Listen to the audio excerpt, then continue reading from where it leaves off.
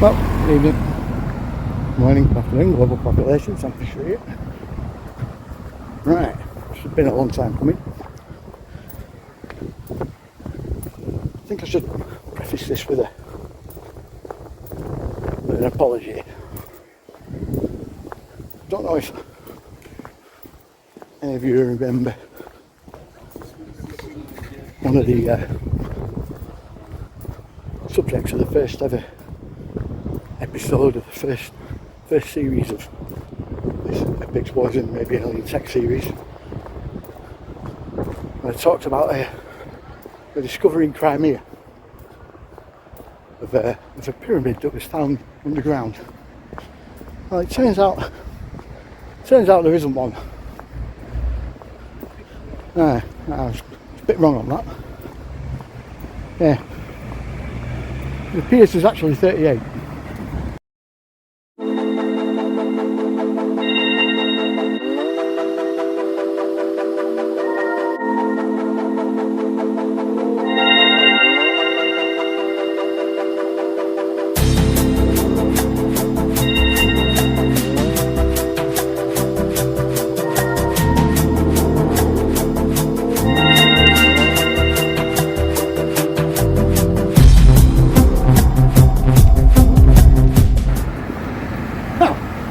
After that bombshell,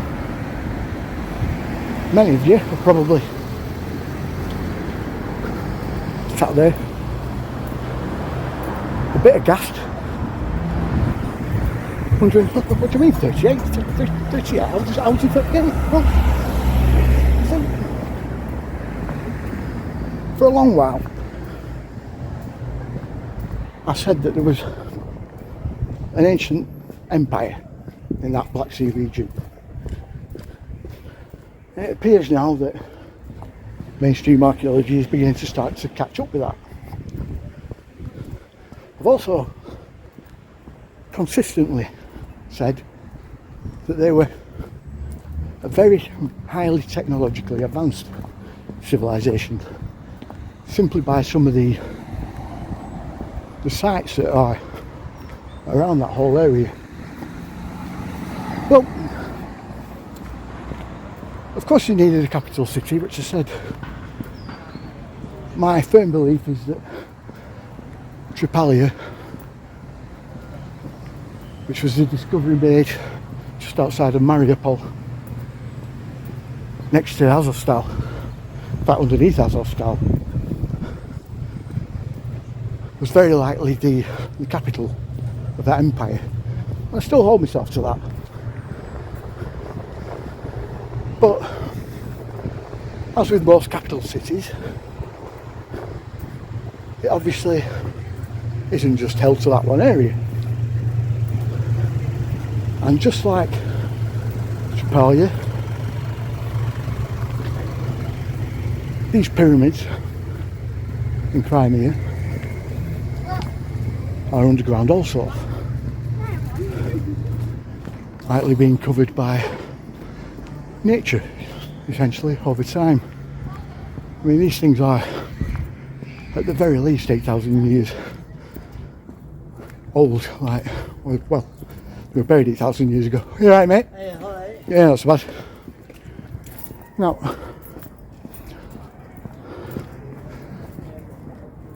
these pyramids are a complex, make up a pyramid complex in Crimea, in fact across Crimea. The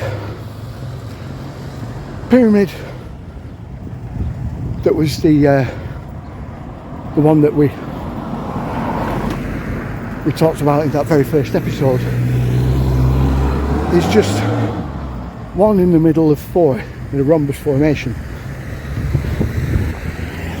Rhombus being like a diamond shape, off-kilter diamond shape, so to speak. But that rhombus formation with that one in the middle is in itself part of another complex, and that makes up one point in that rhombus shape of three other points as well, to make up a larger rhombus shape, each with their own four, with one in the middle. Inside that is a smaller rhombus with another huge one in the middle of that, and then a formation going down in a crescent shape into the Black Sea.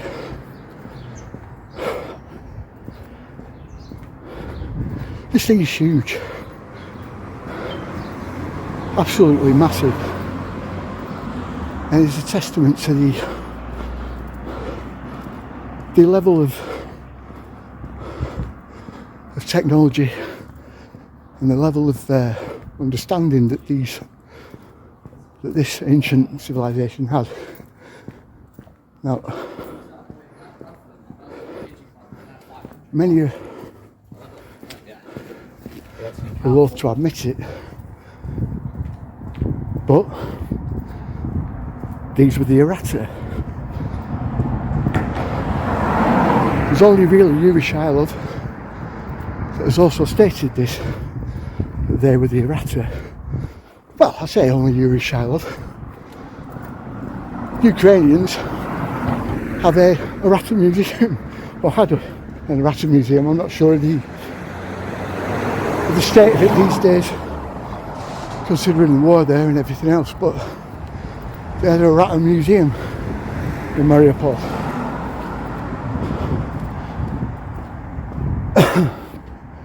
And as I've stated countless times before, this entire empire stretched out all the way around that Black Sea area. They found jetties about 20-30 miles off the Crimean coast, dated to around 8,000 years ago, when they were last above water. Now people, they claim that the Bronze Age jetties, I mean, of course they're going to do that because it fits in with their paradigm, but we build wooden jetties, you know? So who's to say that these weren't just jetties built by a far more advanced civilization? And in fact, the evidence for that keeps on growing. There's the footage of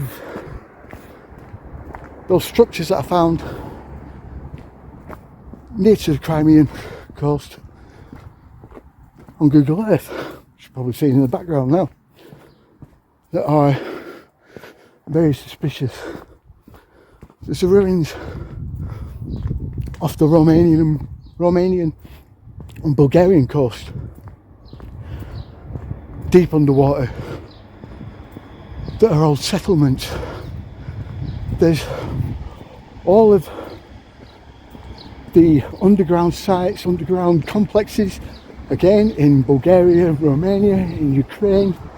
There's the structure in Kabardino and Balkaria. There's more and more sites in Georgia that are being discovered all the time. Armenia, Turkey. Essentially, we're seeing evidence for a massive, very likely industrialised civilization, because it was a mining operation. That I'm absolutely sure of now. And they were mining lapis lazuli, which is an extremely pure form of quartz. And it wasn't for decorative purposes. This was on a huge strip mining kind of scale. And I believe that whoever caused the flood that filled up the Black Sea basin likely did it intentionally to hide something. Well, that's all well and good, I hear you say. But have you got anything else apart from the odd thing here and there in Crimea? Well, yeah. You see, like I said, there's all that around the Black Sea basin, but then there's other sites in Crimea as well. There's the Royal Kurgan that we've touched on before. That's very interesting. supposedly a tomb, except it looks nothing like a tomb. In fact, it looks very much like Giza, like in the way that it's got a truncated roof. But then there's more, because there's places in Jordan. There's a place in Jordan that has exactly the same stonework. A place in Lebanon that has exactly the same stonework. Slightly bigger scale, but still. Right at the bottom of Mount Hermon, there's also another site. Jerash, I think it is. It's called. Oh no. The Nimrod's Palace, yeah. That's got the same stonework as well as the Kurgan, Royal Kurgan. There's also a quarry that's been found in the past. Thinking only in the last couple of years has this quarry been found, and it's got very obviously man-made cut stone. It's inside it, but cut with, well, there's the thing. You see, in order to get the thinness of the cut and the straightness on a lot of these blocks, you need some sort of either water jet, laser cutting tool, sonic cutting tool maybe. The circular saw would be really too thin, but even so, there are areas of that look like they've been done by circular saw as well, as you'll see here. Within what at first appears to be a naturally formed cliff face, is soon revealed to be an entirely artificially worked rock face. Within the narrow openings is revealed quarried caverns of significant size, once excavated long ago within our past, yet displaying tool marks unquestionably left by advanced technology. Modern quarries, for example, would incorporate giant circular saws attached to machines to liberate stones of this scale, leaving similar scars within the rock. How an ancient civilization undertook these feats is a complete mystery. However, the grooves left within these scars rapidly change depth from inch to inch, as if the cut was made by an energy beam. They are also incredibly thin in some areas, something we only can achieve with water jets or laser beams. It does, however, reveal where the stone possibly came from to create the ancient structures also throughout Crimea, which also escape current explanation. These tool marks can not only be found within Crimea, they have now been identified the world over. The basalt floor of Giza, the many unfinished obelisks, the ruins of India, all display this incredible ability to manipulate and shape rock. We feel the evidence for at least one advanced civilization still lost within our past is now overwhelming. Who cut these incredible quarries? How did they cut this stone from the bedrock? What tools did they use? Is this proof that there was advanced technology long ago here on Earth? Thank you to Mystery History there for that little report that they did.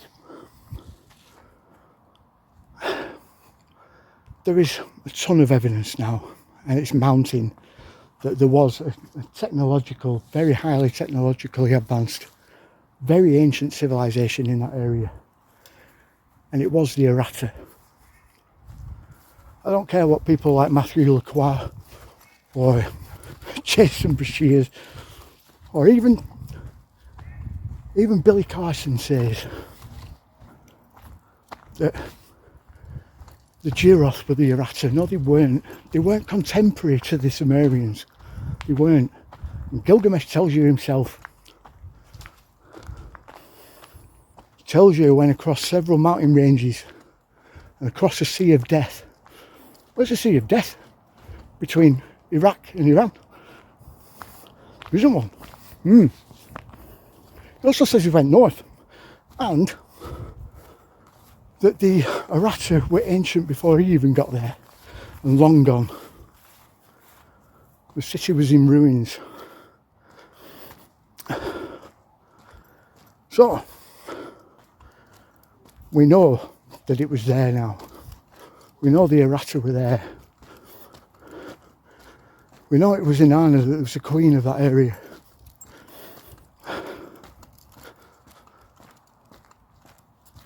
So now they're established. So where does that lead us then next? Well, this is where the fun starts. In between last series and this series, there's been a few new developments in the English Channel. Going back to Doggerland again. Oh yes, we are. This is why. Divers from oil companies located within the North Sea have been discovering the remains of a drowned ancient city, which once spanned from the UK all the way to Denmark. An ancient city so massive its suspected population has been estimated well into the tens of thousands. A team of climatologists, archaeologists, and geophysicists have now successfully mapped the area, which has revealed just how vast and expansive this once lost land once was. Many specialists are now claiming this was once the real heartland of Europe. This enormous civilization is now believed to have dated back to some 8,000 years ago, and that the landmass was submerged over a period of several thousand years, a submersion which began some 20,000 years prior. Dr. Richard Bates of the Department of Earth Sciences at St. Andrews, who organized the Drowned Landscapes exhibit covering the finds within the UK, says the data reveals the human story behind Doggerland, a now submerged city of the North Sea that was once larger than many modern European countries. Could these discoveries reveal Doggerland as the real lost city of Atlantis?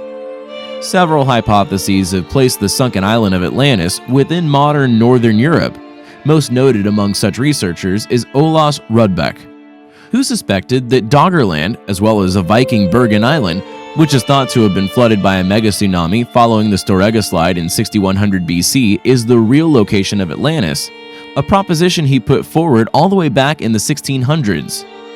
Some have proposed the Celtic Shelf as a possible location, and that there is certainly links to Ireland. Many places have been put forward for the possible location of the sunken city throughout the years, yet none have revealed ruins worthy of such claims, many of these areas being too small to have housed such an enormous city. Doggerland, however, fits the bill. Not only could it turn out to be the largest ancient civilization found on Earth, but it also rests in a possible location based on historical research for the city of Atlantis. It was submerged at one point in its history, and it is revealing astonishing ruins of a once great and presently unknown civilization. Dr. Bates, a geophysicist, said Doggerland was the real heartland of Europe until sea levels rose to give us the UK coastline of today. We've speculated for years on the lost land's existence, from bones dredged by fishermen all over the North Sea, but it's only since working with oil companies in the last few years that we've been able to recreate what this lost land looked like. When the data was first being processed, I thought it unlikely to give us any useful information. However, as more area was covered, it revealed a vast and complex landscape. We have now been able to model its flora and fauna, build up a picture of the ancient people that lived there, and begin to understand some of the dramatic events that subsequently changed the land, including the sea rising and a devastating tsunami. The research project is a collaboration between St. Andrews and the Universities of Aberdeen, Birmingham, Dundee, and Wales Trinity St. David. I will keep you posted on... Again, sit. Good boy. Stay. It's alright. It's alright, mister. There's a good boy. Good dog. Good dog. Good boy. Good lad. Normally he spins round like a lunatic. He's done really well today. Get some treats when we get on, won't you? Anyway, again, thanks to Mystery History for that. I'd love to know how to get hold of you, by the way, Mr. Mystery History person. That's a tongue twister in itself. But I'd love to know how to get hold of you, because even if it's just off camera, you know what I mean. I'd like a discussion, just to compare notes, as it were. Even if it's over Skype, and like I said, I won't record it. It'll just be between me and you, just to see how we can help each other, because I really do think we could. Anyway, so yeah, they found a city off the coast of Scotland. A city. Now do you understand why we need to go back to Doggerland? Why we need to take another look? I bet you all thought it was done when we did Ireland and that, didn't you? Oh no. When I said in the last series that those episodes were introductions, that's exactly what they were. We've got a lot to get through because I know where the Doggerlandians came from now.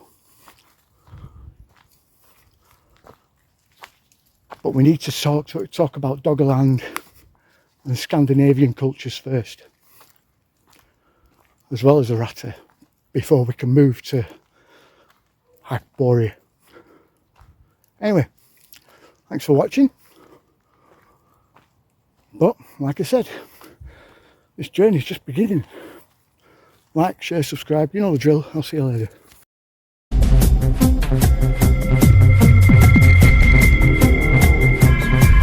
They're pilings deep beneath today's sea surface, at depths much deeper than the harbors of a similar age in the Aegean Sea or the Mediterranean Sea.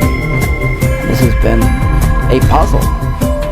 It is very hard to speak about submerged ruins here at the shore of Crimea, first of all because of huge block fault which should destroy most of the ancient shoreline. And most of settlements we know now at the shoreline, which are submerged, belong to 4th century BC only. So the ancient Sumerian sites should be on the much bigger depth. And if I would be an archaeologist, I would study the Herodotus description of the area and follow the beds and river deltas, because during the raising of the water in the sea, people had to step back, move back by the river deltas, and most of modern towns and ancient cities are at the river mouths, so the most ancient ones that are submerged now should be at the ancient river.